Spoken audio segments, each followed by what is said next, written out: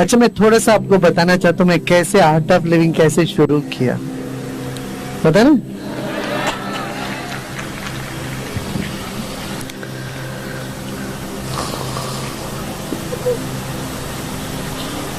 तीस साल पहले, 30 नहीं 32 साल पहले मैं एक बार पुरी में था, भुवनेश्वर में था।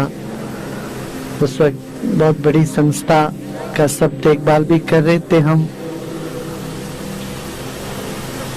तो वहां जो संत, इस वक्त संत समाज थे और महर्षि जी महेश योगी जी थे, वो लोग सब चाहते थे कि हम पुरी के शंकराचार्य पीठ में बैठ जाए, ताकि मैं वेद भी जानता था अपना, पर मेरा मन नहीं कर रहा था। मैं अभी उस वक्त का 21 साल 18-19 साल का लड़का था, बिल्कुल मन नहीं कर रहा था कि वहां जाके। सर ये लोगों ने इतना मेरे को कहा, जाके देखा तो वहां इतना कोर्ट केस है, झगड़ा झंझट। तो वहां एक काली माँ के मंदिर में हम गए थे और बंगाली पुजारी थे काली माँ के मंदिर। मैं वहां ध्यान में बैठ गया।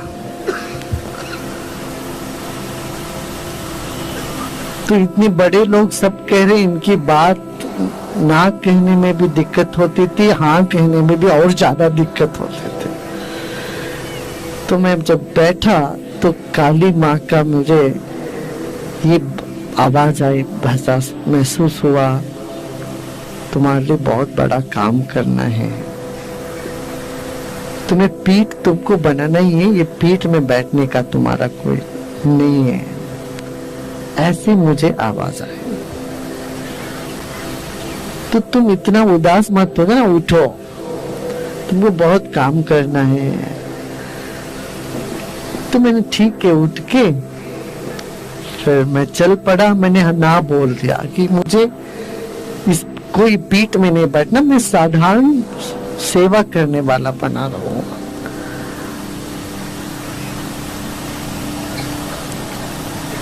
तो फिर वहां से मैं कुछ दिन मौन में भी रहे। हम सिर्फ शाम को बात करते थे, दिन भर मौन में रहते थे। पुरी में थे, पुरी में उन दिनों 21 साल तक हमने दुनिया में जितना धन देखना है, जितना सब देख लिया था। फिर विदेश में गए थे और हम ये भी चाहते थे लोग हमें उत्तराधिकारी बनाए एक बहुत बड़ी संस्था का।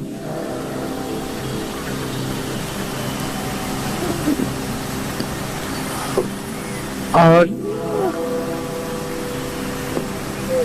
मुझे लगा मैं तो एक सोने की पिंजड़े में बंद हो जाऊंगा, ये मुझे मंजूर नहीं थी। तो हम गांव-गांव में काम करने निकल पड़े। कहा पूरे देश दुनिया सब घूम के देख लिया था। फिर आके कर्नाटक में छोटे छोटे गांव में जाते, घरों में बैठते, ज्ञान की बात करते, सत्संग करते। लोग समझते हैं पागल हो गए, अरे इनको तो अरबों खरबों की संपत्ति दे रहे, हेलीकॉप्टर है, प्लेन है, ऐसी बड़ी संस्था में रह रहे, अब ये सब छोड़ के ये गांव में क्यों जा रहे हैं? ये तो ये लड़का कुछ संकी हो गया दिमाग में। काफी लोग हमको समझाने लगे। बड़े बड़े देश के चीफ जस्टिस रहे उन दिनों में, वी.आर. कृष्णैयर थे, जस्टिस भगवती और अन्य लोग, रामनाथ गोयनका, ये सब लोगों ने इनको कहा। मेरा मन तो कह रहा था नहीं, कुछ है आने वाला, कुछ और बात है, तृप्ति इससे नहीं है, कुछ गहराई में कोई चीज। फिर हम 10 दिन का मौन लिए, फिर सुदर्शन क्रिया प्रसाद मिला, फिर उससे बहुत लोगों को इससे लाभ हुआ, हो रहा है।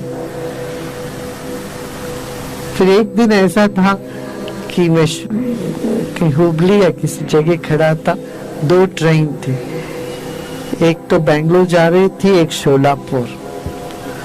यदि मैं बेंगलोर वाला ट्रेन लेता तो आर्ट ऑफ लिविंग नहीं शुरू करता, शोलापुर वाला ट्रेन लेता तो आर्ट ऑफ लिविंग शुरू होता। वो उस दिन बड़ा द्वंद्व रहा, शुरू करूं ना करूं, जाऊं ना जाऊं।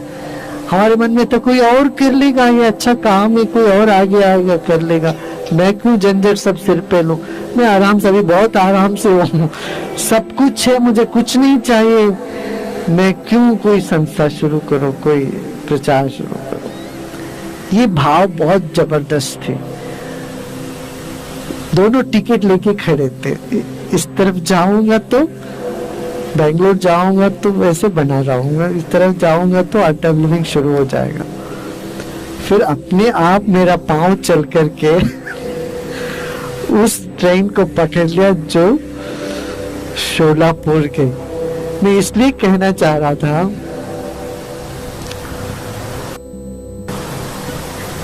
हमें 21वां साल में मैंने दुनिया में सब देखते, इतना संपत्ति, सुख सुविधा, कोई चीज की कमी नहीं थी, मगर एक दिल में वो बात रही कि जब तक मैं उपयोगी नहीं बनूं, मेरा जीवन किस काम का है। जब तक मैं सबका नहीं बनूं, तो गांव गांव में फिर हम गए और स्कूल शुरू करी। कुछ पैसे नहीं थे, कभी किसी से नहीं मांगा था, मगर जब जो चाहे वो अपने आप आ जाता था। आज तक हम किसी से कुछ नहीं मांगे, अपने आप सब कुछ होता था, होता आ गया। तो लक्ष्मी जी से सीधा कॉन्ट्रैक्ट हो गया और सब काम अच्छा होने लगा। ये इस बात का प्रूफ है, आध्यात्मिक ज्ञान भौतिक जीवन में भी सहयोगी है। आपको सुखी जीवन जीना हो, भौतिक जीवन के लिए भी आध्यात्मिक जीवन का आवश्यकता है बहुत। तो नारायण जहां होते वहीं लक्ष्मी आएगी। तो नारायण को पकड़ो, लक्ष्मी के पीछे नहीं पड़ना, नारायण को पकड़ोगे तो लक्ष्मी अपने आप आती रहेगी। इसका मतलब ये नहीं है कि आलसी बने रहे, नहीं, कर्मठ होना चाहिए, काम करते रहना चाहिए। कहते उद्योगिनम पुरुष सिंहम उपैति लक्ष्मी।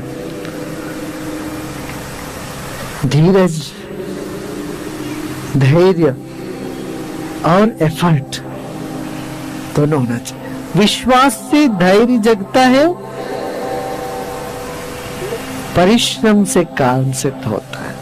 तो विश्राम से विश्वास और श्रम से कर्म, ये दोनों साथ में लेके चलना चाहिए। फिर एक समय आ जाता है जिसको हम कहते हैं नैष्कर्म सिद्धि। सोचने से पहले वो काम हो जाता है, कुछ चाहो उससे पहले वो काम हो जाए। सिर्फ तुम्हारा नहीं, तुम सबका काम, दुनिया में जितने लोग हैं सबका काम हम कर सकते हैं। हम आज दावे के साथ कह सकते हैं ये ज्ञान में ऐसी शक्ति है जिससे न केवल तुम्हारा मगर औरों का काम भी तुम करने में काबिल हो जाओगे। इतना काफी है।